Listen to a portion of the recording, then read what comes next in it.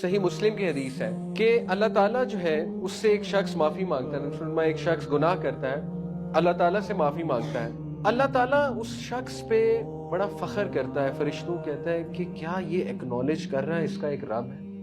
فرشتے کہتے ہیں ہاں اللہ، اسی لیے تو معافی مانگ رہا ہے، اور کیا یہ ایکنالج کرتا ہے میں معاف کرتا ہوں؟ فرشتے کہتے ہیں آف کورس۔ تو اللہ کہتے ہیں میں نے اسے معاف کیا۔ ابھی معاف ہی کیا ہوتا ہے، کچھ دیر بعد پھر گناہ کر لیتا ہے، تو وہ پھر معافی مانگتا ہے، اللہ پھر فرشتوں کہتا ہے اچھا یہ مجھے رب مان رہا ہے اور یہ مانتا ہے کہ میں معاف کرتا ہوں؟ فرشتے کہتے ہیں جی۔